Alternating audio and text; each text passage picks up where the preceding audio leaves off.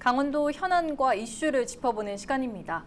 패싱 지역이라는 오명을 얻었던 인제가 사람이 머무는 곳으로 바뀌고 있습니다. 인제군을 이루고 있는 핵심이죠. 농업인들을 위한 정책부터 대중교통 서비스 개선과 친환경 관광 사업까지. 오늘 헬로이시 토크에서는 민선 7기 인제 군정 비전과 현안에 대해서 자세히 이야기 나눠보겠습니다. 스튜디오에 최상기 인제 군수 그리고 대통령 직속 국가균형발전위원회 위원인 이기원 한림대 교수 나와주셨습니다. 안녕하십니까? 안녕하세요. 네, 안녕하세요. 네, 교수님 먼저 헬로이시 토크 시청자와 강원도민들께 인사 말씀 부탁드립니다. 네, 헬로 이스토크 시청자 여러분 반갑습니다. 인제군수 최상기입니다. 요즘 날씨가 부쩍 더워졌습니다. 어린 아이들과 특히 어르신들이 걱정입니다. 생활 관리사를 지정하고 무더위 쉼터 등도 운영하고 있습니다만 늘 부족한 것 같은 마음입니다. 건강관리 잘하셔서 무탈한 여름을 보내셨으면 좋겠습니다.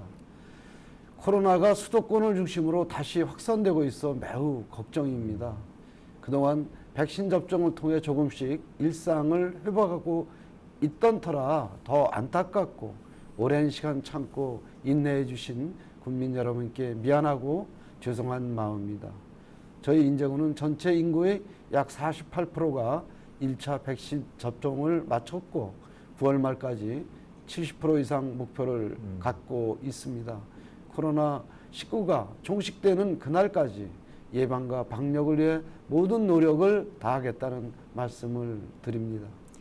네, 교수님 최근에 인제군에 좀 좋은 소식이 들렸는데요. 이 행안부 공모사업에서 이 인제군의 5개 사업이 선정됐다는 소식 들었습니다. 이와 관련해서 좀 자세히 설명해 주실까요? 네, 맞습니다. 정확히 말하면 특수상황지역 개발 사업이고요. 그동안 상대적으로 낙후되어 온 접경지역의 개발을 위한 지원 사업이 되겠습니다. 5개 사업에 국비 270억, 군비 67억, 총 337억의 규모입니다. 관광 산업화를 위한 사업들이 주가 되겠습니다. 상남의 숲치유 힐링센터 조성사업, 갯골 자연휴양림 진입도로 확포장 사업, 내린천 수변 트레킹 코스 개발 사업입니다.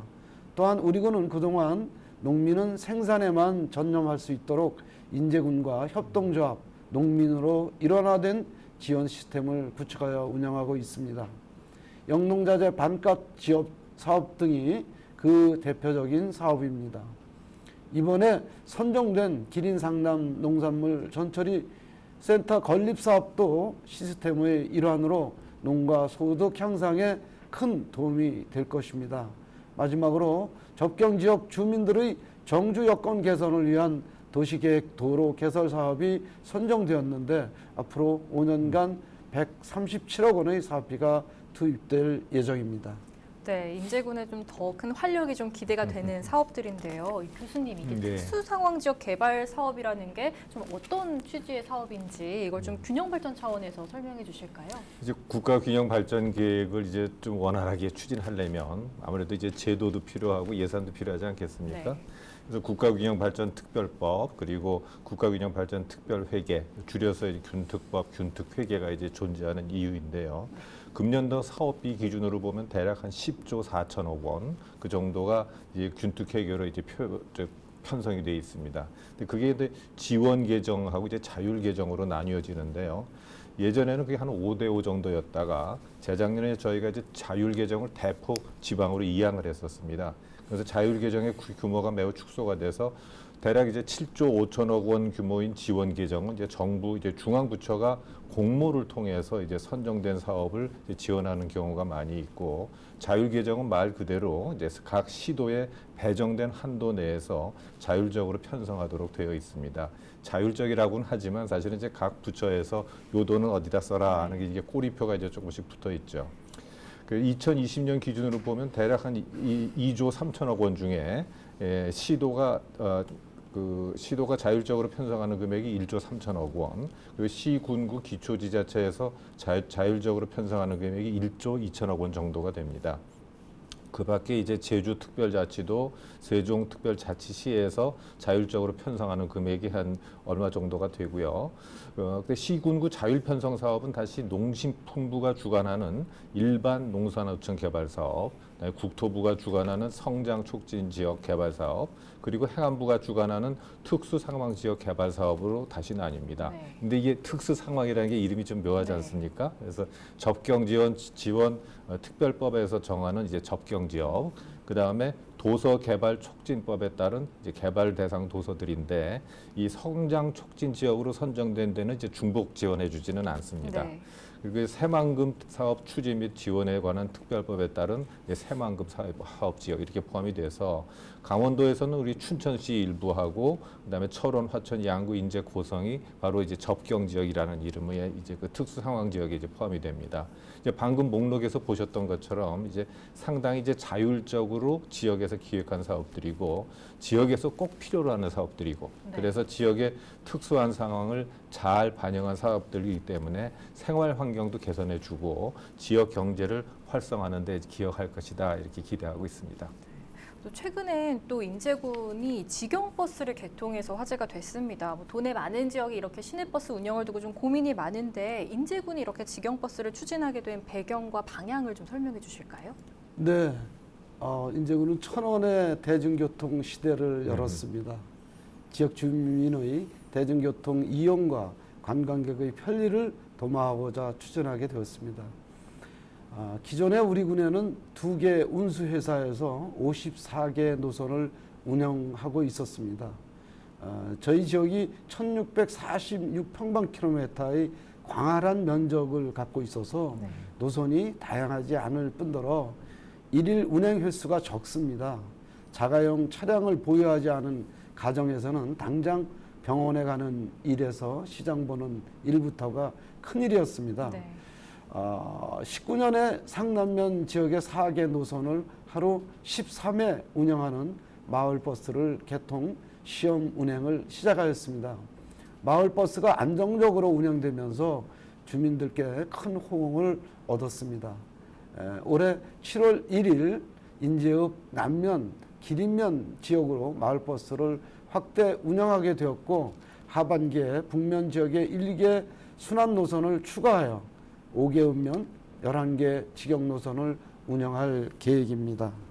네, 이렇게 좀 교통 환경이 개선되면서 지역 주민분들의 삶의 질이 좀 향상 기대가 되는데 구체적으로 좀 어떻게 추진이 되나요?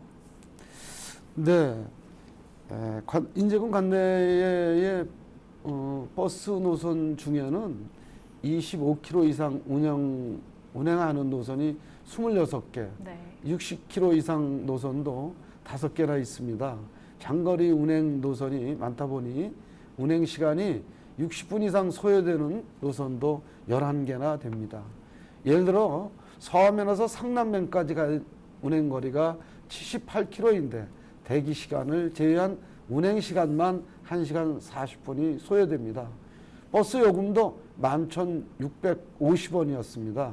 지금은 1,000원이면 서하면에서 상남면까지 갈 수 있습니다. 10,000원이 적게 듭니다. 네. 운행 횟수가 늘고 요금도 1,000원이면 되니까 버스 이용객이 늘어나고 있습니다. 2018년 기준으로 보면 54만 6천 명에서 2019년에는 66만 6천 명으로 18%가 증가하였습니다.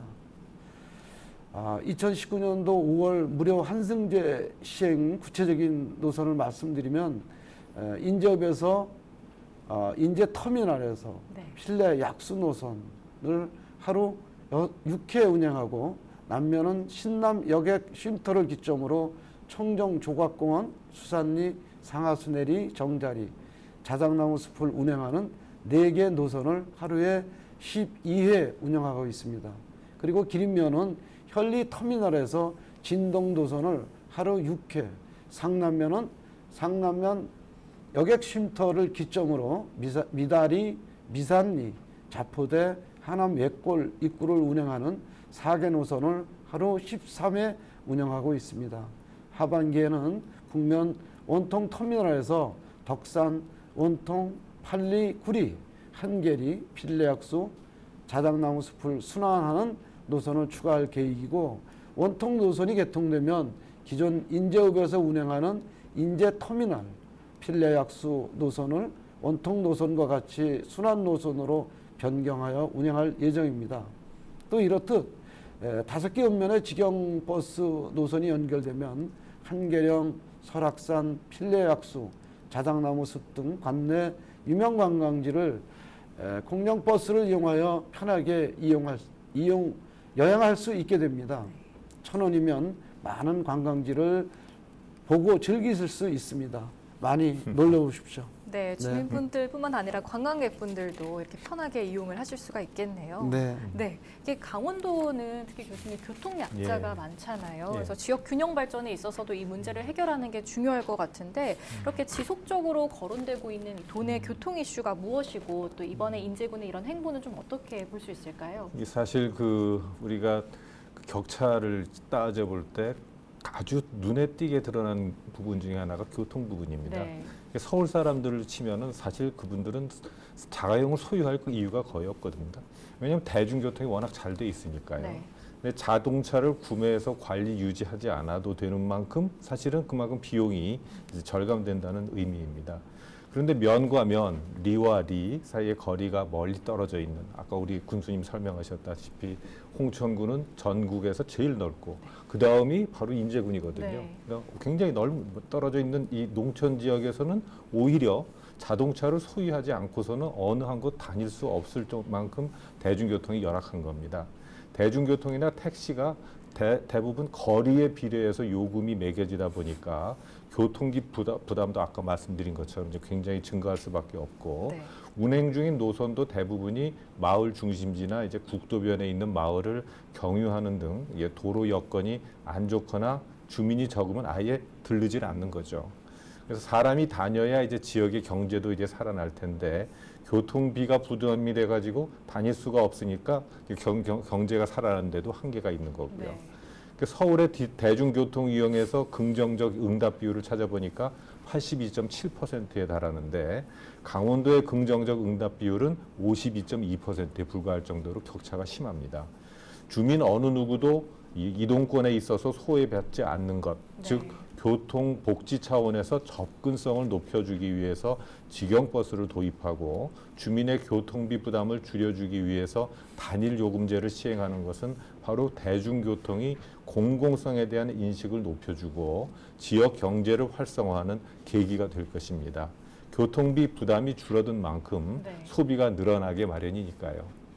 이번 이런 인제군의 직영버스가 이제 열악한 교통 환경을 크게 개선하는 것으로 기대가 됩니다. 특히 또 인제군은 지역 경제를 책임지는 이 농업인과 소상공인들을 위해서 다양한 정책을 하고 계시잖아요. 특히 네. 이 농업인 유형별 맞춤형 지원을 좀 역점으로 추진하고 계신데 이게 어떤 내용인지 설명해 주시죠. 네, 이제 살고 있는 농업인이라면 누구나 공평한 혜택을 받고 실질 소득을 올리는 것을 목표로 협동조합과 함께 하는 농업인 협력 지원 사업입니다. 농업인의 영농 규모, 장목별 농가 유형 등 농업인 유형에 맞춘 지원 사업을 위해서 농업인 소득 지원 시스템을 구축했습니다. 지원에서 소외되거나 누락되는 농업인이 없도록 관리하고 있다는 말씀을 드립니다. 또한 2019년에 전국 최초로 영농자재 반값 공급을 하고 있습니다. 관내 농가로서 농업인 경영체로 등록된 농가는 모두 지원 대상입니다. 농협과 위탁점에서 비료, 농약, 농업용 필름 등 지원 품목을 정해서 농협이 10%, 인제군이 40% 부담해 50%를 지원해드리고 있습니다. 사업을 시작한 2019년에는 농가 4천여 호가 지원을 받았고요. 2020년에는 토양개량제, 고추 바이러스병 예방약제 등도 영농자재에 포함시켜 지원을 확대했습니다. 올해는 지원 품목을 9개에서 12개로 확대하는 등 농가의 경영비 절감에 도움이 되도록 하고 있습니다. 또한 0.2헥타 이상 0.5헥타 이하의 소농 경작자, 고령 농업인, 여성 단독으로 구성된 부녀 농업인을 대상으로 소형 농기계도 지원합니다. 올해 소형 관리기 166대를 지원했습니다. 이 외에도 여성 농업인에 대한 편의 장비 지원과 신규 농업인 기초영농 기술 교육 등 농업인의 실질적인 경쟁력을 높일 수 있는 다양한 지원 사업을 발굴하고 시행하고 있습니다. 네, 이런 맞춤형 지원을 통해서 농업인분들은 이제 생산에만 전념할 수 있는 토대를 마련할 것 같은데요. 이런 사업들을 추진하게 된 배경은 무엇인가요? 네, 사실 농업은 인건비와 영농 자재 값은 매년 오릅니다. 네. 그에 비해서 농산물 값은 소비자 정책으로 오르지 않고 따라서 농가 소득은 줄어들 수밖에 없으며 농민은 점점 삶이 힘들어졌습니다. 이러한 구조적 모순을 해결하기 위해 경영비를 줄여야 한다는 결론이었습니다. 네. 농산물 가공 유통 사업도 같은 결론입니다.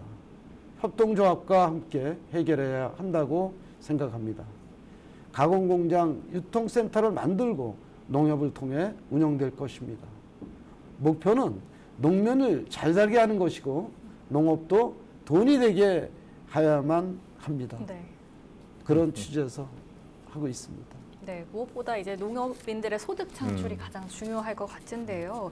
예, 교수님 지금 강원도 경제에서 농업이 차지하는 비중이 꽤 크잖아요. 이 정부 차원이 아닌 지역에서 추진하는 이런 맞춤형 정책을 좀 어떻게 보고 계신가요? 이게 바로 농업인하고의 약속을 지키는 농정이거든요. 네.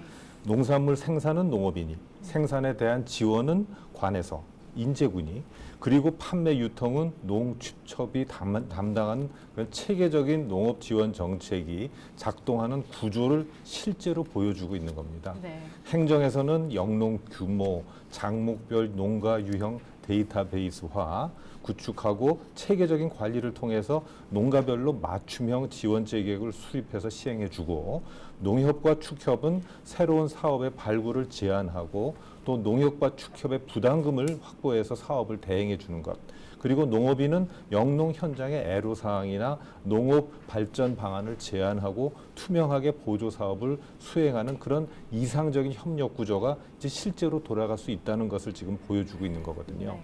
그래서 행정에 대한 신뢰, 그리고 농협과 축협이 제 역할을 다하는 가운데 농업인의 삶이 안정이 될 수가 있는 겁니다. 교수님은 마지막으로 좀 하시고 싶은 말씀 예전에 있으실까요? 군에 입대하는 사람들 중에 이런 말들을 하는 분들이 있었습니다. 인제 가면 어떡하나, 원통해서 못 살겠네.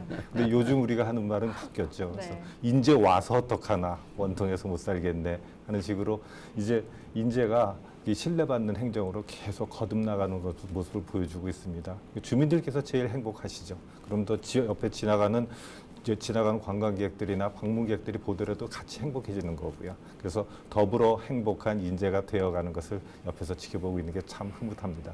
네. 교수님께서도 마지막으로 한 말씀 부탁드립니다. 그럴까요? 네. 존경하는 국민 여러분, 코로나19 4차 대유행으로 사회적 거리 두기가 2단계입니다.